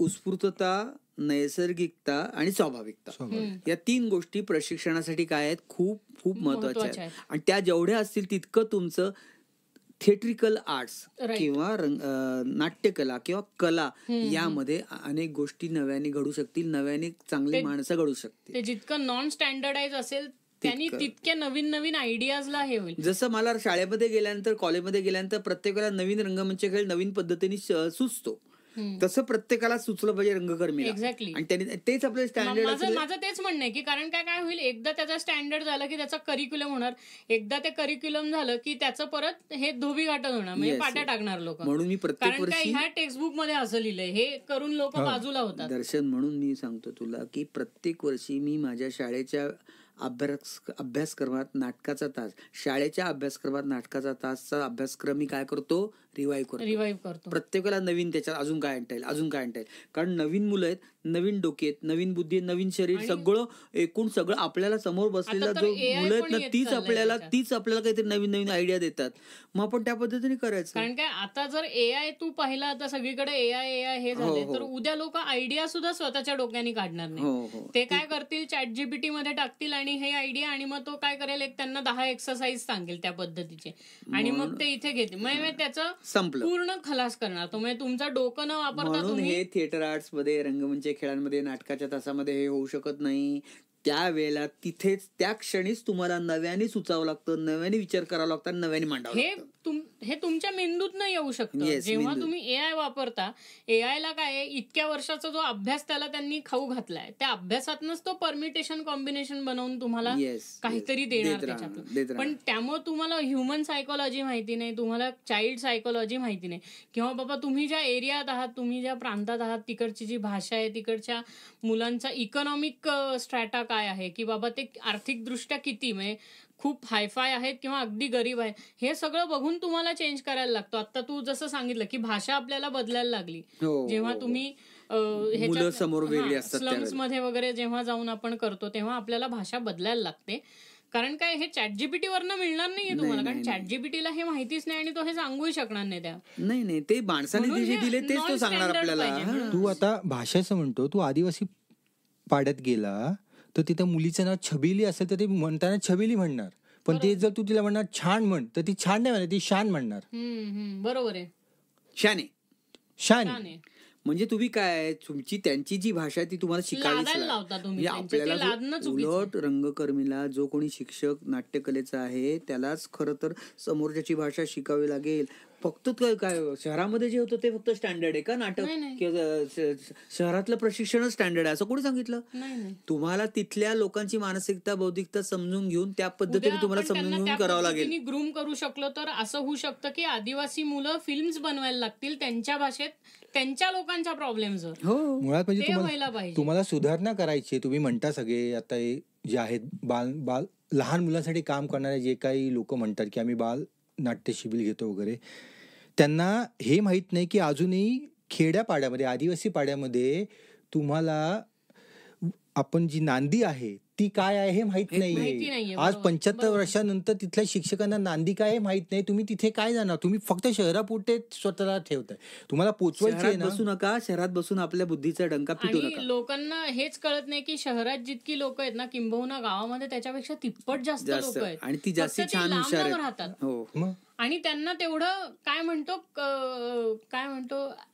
त्याला आपण म्हणतो ऍक्सेस नाहीये, की आपण शहरात राहतो ना, आपल्याला ऍक्सेस आहे. इथं वळलं एक थिएटर, इकडं वळलं एक स्कूल आहे, इथे वळलं एक काय म्हणतो आपण एक्सपेरिमेंटल थिएटरची जागा. हे सगळं पुणे मुंबई या शहरांमध्ये अवेलेबल आहे. गावामध्ये कोण रंगमंच, कोण काय, काही नाही. कुठेतरी वडाच्या झाडाखाली बसावं, शाळा मोस्टली शाळेमध्ये, आणि शाळेमध्ये सुद्धा एक कुठेतरी चौथरा तयार केलेला असतो, तिथे जाऊन करा. त्यामुळे दशावतारी वगैरे हे सुद्धा नसतं. दशावतारी वगैरे किंवा हे जे आहेत ज्याला ट्रॅडिशनल थिएटर, त्याला थिएटर विंगा लाईट्स ह्याची गरज नसते. असं थिएटर तिथे खूप चालतं.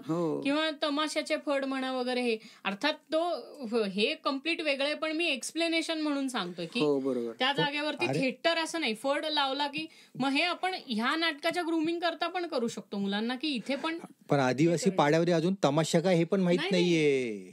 तेही नाहीये. ते बरोबर आहे ना, एक्झॅक्टली. मग तुम्ही काय पोचवलं काय तुम्ही, असं माझं म्हणणं आहे. म्हणून तर म्हटलं की त्यांच्या गरजा बघून त्यांना हे आम्ही तिथे जातो.